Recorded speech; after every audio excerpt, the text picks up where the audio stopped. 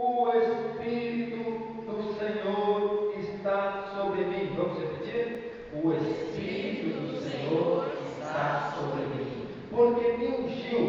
E daí a palavra Cristo.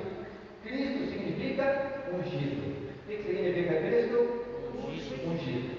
Olha só, o Espírito do Senhor está sobre mim, porque me ungiu e enviou-me para anunciar a boa nova aos pobres, para sarar, olha a nomenclatura, sarar os conflitos de coração, para anunciar aos cativos a redenção, aos cegos a restauração da vista, dom de milagres, para pôr em liberdade os cativos, dom de libertação, para publicar o ano da graça do Senhor.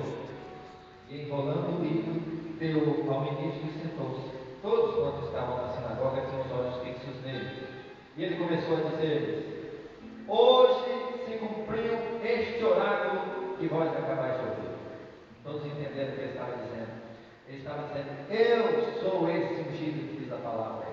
Eu sou esse que o Espírito Santo repousa e que é enviado para sarar, para curar, para libertar, para anunciar a boa nova, para anunciar o ano da graça da parte do Senhor. Esse sou eu. Aquelas pessoas que foram criadas com ele ali em Nazaré, ao ver ele falar isso, acharam que era uma blasfêmia.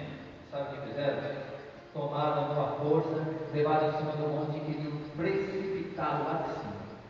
Mas passando no meio deles, Jesus foi anunciar a necessidade. Na sua primeira pregação, na sua terra natal, o que aconteceu? Tentaram matar Jesus. Às vezes, a gente, quando começa no mistério da palavra, a gente fica com medo da reação das pessoas. Será que elas gostaram? Será que elas gostaram? A gente fica com receio. Olha o que aconteceu com Jesus. Tentaram jogar em cima do monte. E ele deu a maior de todas as notícias. O Cristo já veio e esse sou eu. Cheio do Espírito Santo. Tentaram matar Jesus na sua primeira pregação. Mas o sinal de que alguém é o Cristo é esse. Ele tem que ser alguém em quem repousa o Espírito Santo. E se nesse alguém repousa o Espírito Santo, então o Espírito Santo vai se manifestar, segundo 1 Coríntios 12, através dos carismas, dons de cura, milagres, profecia, língua, interpretação da língua, sabedoria, todos os dons e carismas, porque o Espírito Santo está nele. Não tem como, gente, alguém ser cheio do Espírito Santo e não se manifestar nenhum carisma. Há alguns anos atrás, deixa eu ver se eu recordo bem, início dos anos 2000, houve uma discussão na renovação carismática. Até era a época da Escola Paulo. O que é ser batizado no Espírito? Será que para ser batizado no Espírito precisa orar em língua? Ou não? E aí começaram a dizer assim: olha, se você for no grupo de oração, e lá você cantou, dançou, sorriu, saiu de lá alegre, aí você já foi batizado no Espírito. Falava assim. Eu achei tão estranho aquilo, porque a minha experiência de batismo do Espírito Santo veio acompanhada do dom de línguas, no meu caso. E uma fé extraordinária, porque no dia seguinte lá estava eu lendo a palavra, o que Deus estava falando comigo na palavra, tudo ficou diferente, a leitura da Bíblia é diferente, a missa é diferente, as orações são diferentes, algo mudou dentro do meu coração, o dom extraordinário da fé havia entrado dentro de mim, e eu dei minha vida ao Senhor e ao Espírito Santo e estou firme nela até hoje. Isso eu tinha 14 anos, ou seja, já tem ali mais de 8 anos de mim. Que maravilha, irmãos. Eu posso dizer que experiência própria. Não tem como eu ser batizado no Espírito Santo e não receber nenhum carisma, nenhum dom. Porque o batismo no Espírito Santo, ele virá acompanhado de dons. No meu primeiro retiro, o Padre Eduardo dizia assim: você quer um dom? Peça ao Espírito Santo, porque ele mora em você, e ele tem todos os dons, ele está em você. Você quer ser o pregador? Pede ao Espírito Santo. Quer ter o dom de cura? Pede ao Espírito Santo. Quer ter o dom da palavra? Pede ao Espírito Santo. E ele dizia para nós tudo isso, e é verdade, porque quem age é o Espírito Santo, e ele vem com todos os dons e carismas, e ele se manifesta por meio dos dons e carismas. Olha só o que Jesus disse para os apóstolos: permanecer aqui em Jerusalém até que sejais revestidos da força do alto. Força quer dizer poder, carisma poder. Mas descerá sobre vós o Espírito Santo, batismo no Espírito, e vos dará poder. É o batismo e é o derramamento do poder, é o batismo e o derramamento dos carismas. Então, naquele ano, naquele congresso da renovação, que eu estava contando, no final dos anos 90, nos anos 2000, o padre Jonas, que sabe muito bem o que é o batismo do Espírito Santo, um homem cheio de Deus, um homem que tem autoridade para falar, tomou o microfone no Congresso Nacional da Renovação Carismática e disse o seguinte: não existe batismo no Espírito sem os carismas, a começar do menor deles. Então, acabou a discussão. O padre Jonas tem autoridade para falar? Sim ou não? Não existe batismo sem os carismas, a começar do menor deles. É o nome deles. Aí você vai me perguntar assim: mas Serginho, quer dizer que se a pessoa não orar em línguas, ela não recebeu o Espírito Santo? O dom de línguas não é o único carisma. Talvez a pessoa não orou em línguas, mas ela recebeu uma fé extraordinária, recebeu o dom de libertação, recebeu o dom de sabedoria, recebeu o dom de discernimento. Alguma coisa vai mudar no interior dessa pessoa, algum dom vai se manifestar. Agora eu vou dizer: a pessoa chorou no grupo, foi batizada no Espírito? Não, talvez ela só se emocionou. A pessoa que sai de lá alegre, toda sorridente, foi batizada no Espírito? Não, ela somente ficou alegre. O batismo no Espírito vem acompanhado de poder. Mas descerá sobre vós o Espírito Santo e vos dará poder. Em Atos 2, eles estavam reunidos no mesmo lugar, sentados. De repente veio do céu um ruído, como se soprasse um vento impetuoso, encheu toda a casa onde estavam sentados. Apareceu-lhes então uma espécie de línguas de fogo que se repartiam e repousaram sobre cada um deles. Agora atenção: ficaram todos cheios do Espírito Santo, batismo, e falavam em outras línguas e glorificavam a Deus. Veio o carisma das línguas, a língua Pentecostes, com Nossa Senhora dos Apóstolos. Tem uma outra passagem em que Pedro tinha sido ameaçado, tinha sido preso, e a igreja estava orando por ele. E aí Pedro contou das ameaças que ele tinha sofrido, e a igreja fez a seguinte oração, pedindo os carismas. Agora, Senhor, olhai para as suas ameaças e concedei aos vossos servos, e com todo desassombro anunciem a palavra. Retira o nome de profecia. Estendei a vossa mão para que se realizem curas. Não se cura, estão pedindo. Prodígios e milagres, só carisma. Pelo nome do vosso santo servo Jesus. Mal acabaram de rezar, sabe o que aconteceu? Tremeu o lugar onde eles estavam sentados, porque eles ficaram todos cheios do Espírito Santo. Eles pediram os dons, eles pediram os carismas, curas, prodígios e milagres. Então Deus disse: então vocês querem o Espírito Santo. E o Espírito Santo veio sobre eles, ficaram todos cheios do Espírito Santo, e tremeu o lugar onde eles estavam reunidos. Não existe batismo sem carismas, sem curas. Esse grupo de oração se canta, se louva, se bate palma, é um grupo de oração maravilhoso, mas aqui tem que ter oração de cura também. Aqui tem que se realizar prodígios e milagres, porque se nós só cantamos, louvamos, dançamos, nos alegramos, é um grupo de oração? É. Mas se não tiver carisma, ele é um grupo de oração, mas ele não é carismático. E o nosso grupo tem que ser carismático, amém? Aqui tem que acontecer milagres. É um carisma, é o meio pelo qual Deus se manifesta. Eu vejo muitas críticas aos pregadores que proclamam curas. Você acha que Padre Jonas é elogiado só? O ironismo mudaram? Quanta gente fala mal dele porque ele é o homem dos carismas, curas, libertações. Onde ele vai pregar? Roberto Carlos e outros são criticados, inclusive dentro da renovação carismática, porque há aqueles que não aceitam os carismas, infelizmente.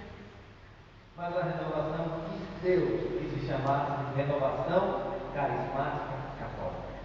E quis Deus que nós fôssemos chamados de carismáticos. Então, meu irmão, nós temos que manifestar os carismas: dom de profecia, dom da palavra, anunciar o evangelho, dom de cura, dom de libertação. O que mais Jesus fazia era expulsar demônios e curar pessoas. Eu estou mentindo?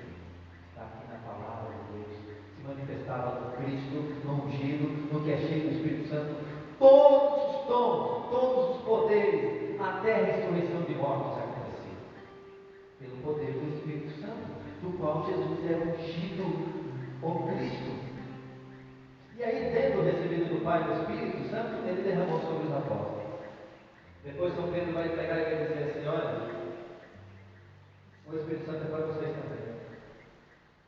Arrependei-vos, e cada um de vós seja batizado em nome de Jesus para a remissão dos vossos pecados. E recebereis o dom do Espírito Santo, pois a promessa é para vós, para os vossos filhos e para todos os que ouvirem de longe os apelos do Senhor nosso Deus. A promessa do Espírito é para você, é para o seu filho e para quem ouvir de longe os apelos do Senhor nosso Deus. Toma posse dessa palavra, faz assim, ó, traz para o seu coração e diga: eu tomo posse dessa palavra. A promessa é para mim e para os meus filhos.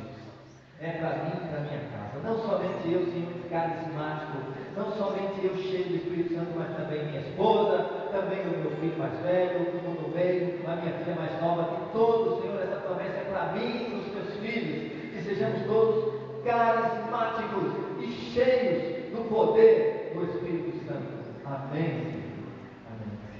Aqui fala também, nessa passagem que nós acabamos de ler, sobre a vocação de São Pedro. Aqui em João foi bem resumido, né? Pedro, vai ser, agora vai se chamar Pedro. Mas em Lucas conta mais detalhadamente. Conta que Pedro começou a ir na sinagoga onde Jesus pregava. E Jesus estava pregando, de repente se manifestou o demônio no meio do povo. E Jesus chegou lá e expulsou o demônio, dom de libertação, né? Dom de libertação. O Cristo, cheio do Espírito, chegou lá e libertou aquele demoniado. A comunidade foi encantada com Jesus, com esse poder, com essa autoridade. E aí Pedro pediu a Jesus que fosse na casa dele, porque a sogra dele estava enferma. Jesus, depois das orações, foi para a casa de Pedro. Chegou lá e pôs as mãos sobre a sogra de Pedro. E ela foi curada na hora, dom de curas. E pôs-se a servi-los. A vizinhança soube que Jesus, o Deus salva, ou pode ser traduzido, Deus cura, ou pode ser traduzido, Deus liberta. Eles souberam que ele estava lá na casa de Pedro. O Deus cura está ali, o Deus salva está ali, o Deus liberta está ali. Trouxeram tudo quanto é enfermo para a casa de Pedro, e Jesus curava a todos, diz a palavra de Deus.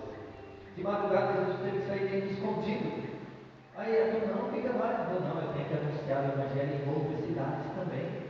E ele passava por todas as cidades, realizando curas, prodígios, milagres, porque o Espírito Santo pousava sobre o seu Cristo, e Jesus, dócil ao Espírito Santo, chegava à perfeição, porque somos só Deus, né? E essas coisas todas aconteciam, a manifestação dos carismas. Meu irmão, Pedro ficou tão encantado com isso, e Jesus foi embora pregar em outras cidades. Aí um dia Pedro foi pescar, passou a madrugada inteira e não pegou nada. Voltaram frustrados do lago, estavam limpando as redes. De repente, um alvoroço na praia. Jesus estava passando por ali, vindo de outra cidade. E aí, chegando ali pertinho de Pedro, Jesus escolheu a barca de Pedro para sentar ali em cima da barca e pregar para as pessoas. Pedro está ali limpando as redes e ouvindo Jesus pregando. E aí, como que para agradecer, Jesus falou para Pedro assim: Pedro, lançai as redes. Aí Pedro falou: mestre, nós passamos a noite inteira. Eu acho que ele tinha acabado de limpar as redes, agora vou sujar de novo, né? Tinha acabado de limpar as redes. Lançai as redes. Mestre, passamos a madrugada inteira, a noite inteira, não pegamos nada. Pedro era pescador, Pedro sabia que não tinha peixe lá. Mas por causa da tua palavra, nós vamos lançar as redes. Tipo assim, eu vou lançar, porque é você que está falando. É por causa da tua palavra. Entrou no lago e lançou as redes. Lançou porque Jesus mandou. Por causa da tua palavra, ele foi obediente à palavra. E quando ele lançou as redes, elas ficaram tão cheias que estavam se rompendo, né? E tiveram que chamar outros para ajudar a carregar aquela barca. Aí Pedro percebeu que estava diante de um milagre. Não tinha peixe ali. Milagrosamente aquelas redes tinha passado a noite inteira pescando e não tinha pego nada. Ele e os seus companheiros, como é que vinha se rompendo? Ele estava diante de um milagre. E aí o que aconteceu? Pedro desce da barca, todo trêmulo, cai de joelhos perante Jesus e diz: não se aproxime de mim, porque eu sou um pecador. E aí Jesus diz: a partir de hoje, Pedro, você será pescador de homens. Pedro abandonou as barcas, as redes e foi seguindo Jesus. Mas em todas essas situações se manifestaram os carismas daquele que é ungido pelo Espírito Santo. Nós, cristãos, eu não consigo imaginar a minha igreja sem os carismas. Nós nunca tivemos longe do Espírito Santo. Nós costumamos dizer que até 1967, quando nasce a renovação carismática, costumamos dizer que o Espírito Santo estava adormecido. Não é verdade. Até pouco tempo, em 1965, o Padre Pio estava vivo, né? Tem filmagem. E quantos dons tinha o Padre Pio? De milagre e de curas. Quem fazia isso nele? O Espírito Santo. E todos os santos, que a gente tem conhecimento que tinha o dom de cura, o dom de milagre, santos que levitavam, né? No ar, do alto. É o poder do alto, é o poder do Espírito Santo. O Espírito Santo nunca nos abandonou. O que mudou de 67 para cá é a nossa relação de nós para com Ele. Nós passamos a invocar o Espírito Santo de uma maneira diferente. Nós passamos a crer que os carismas são possíveis, são reais, estão presentes no meio de nós. Meus irmãos, a manifestação dos carismas é uma forma de Deus mostrar que Ele está presente.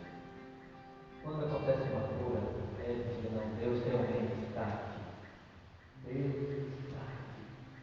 E aí, meu irmão, se Deus está aqui, eu posso pedir a graça que for, porque se for da vontade de Deus, eu serei atendido. Seja a graça que for que estiver precisando. Se eu fechar os olhos e ter consciência de que Deus está aqui, vivo, ressuscitado, eu serei atendido se for da vontade do Senhor. E é por isso que nós temos visto tantos testemunhos de curas e milagres em nosso meio, porque a nossa maneira de relacionar com o Espírito Santo mudou. Agora nós nos dirigimos a Ele, nós oramos a Ele, nós o glorificamos, nós o bendizemos e nós devotamos a Ele todas as graças que acontecem no nosso meio. A encarnação de Jesus em Nossa Senhora foi obra do Espírito Santo. Nossa Senhora perguntou para o anjo Gabriel: como se fará isso de eu ficar grávida? Eu não conheço homem. Ele falou: o Espírito Santo descerá sobre ti. E o poder é carisma, o poder do Altíssimo te envolverá com a sua sombra. Por isso, esse santo que nascer de ti será chamado Filho de Deus. E naquele momento Nossa Senhora fica tão cheia do Espírito Santo que acontece um milagre. Uma virgem concebeu e deu à luz um Filho de Deus. Milagre! Carisma do Espírito Santo. Pois bem, foi o carisma do milagre que trouxe Jesus ao mundo. Vamos aplaudir ao Espírito Santo. Ele é todo acionista da quando eu peguei os mistérios do Rosário, os mistérios gozosos, comecei a analisar a Bíblia por um, eu vi ali que o Espírito Santo é o personagem principal. Na Anunciação ele vem sobre Nossa Senhora. Quando Nossa Senhora vai visitar Isabel, o que acontece com Isabel? Isabel fica cheia do Espírito Santo. E João Batista é batizado no Espírito do ventre da mãe também. E Isabel profetiza para Maria, dizendo: bendita és tu que creste, porque se hão de cumprir as coisas que da parte do Senhor foram ditas. Profetizou para Nossa Senhora. E depois nasce Jesus, que é o maior de todos os milagres. E depois que Jesus nasce, ele é apresentado no templo. E lá no templo tem um homem cheio do Espírito Santo chamado Simeão. E a Bíblia diz assim: impelido pelo Espírito Santo, Simeão foi à igreja. E quando chegou lá, encontrou Jesus, Maria e José. Ele tomou o menino dos braços e louvou a Deus. E estava lá uma profetisa também cheia do Espírito Santo. Olha como que o Espírito Santo é o protagonista do Evangelho. E depois Jesus, aos 12 anos, ele é perdido e reencontrado. Ele é encontrado aonde? Entre os doutores, entre os sábios. Eles estavam admirados, por quê? Do dom de sabedoria que tinha aquele menino. Dom de sabedoria. E ele crescia em sabedoria, em estatura, em graça diante de Deus e dos homens. Enquanto eu vou lendo essas coisas, eu vou me apaixonando pelo Espírito Santo. Meu irmão, nós sermos cristãos e ignorarmos os carismas. A palavra de Deus diz assim, a respeito dos dons espirituais, irmãos, 1 Coríntios 12, eu não quero que vivais na ignorância, eu não quero que vocês fiquem por fora, que vocês não saibam que eles existem. E aí ele diz assim, o Espírito Santo dá dons pelos quais ele se manifesta aos homens. Pelos carismas, o Espírito Santo se manifesta. A um é dado uma palavra de sabedoria, a outro uma palavra de ciência, a outro o dom de orar em línguas, a outro o dom da interpretação da língua, o outro o dom de curas, a outro o dom de milagres, a outro o discernimento dos Espíritos. Esses são os meios pelos quais o Espírito Santo se manifesta. Agora deixa eu dizer uma coisa, Paulo, quando escreveu isso em 1 Coríntios 12, ele não escreveu para o grupo de renovação carismática, ele escreveu para todos os cristãos. Ou seja, ser cristão é ser cheio do Espírito Santo, é ter os dons, é ter os carismas. Na época de Paulo e Pedro não existia, esse aqui é o grupo do Mariano, esse aqui é o grupo do Cursilho, esse aqui é o grupo dos carismáticos, esse aqui é o grupo dos catequistas, esse aqui... Não, era um só.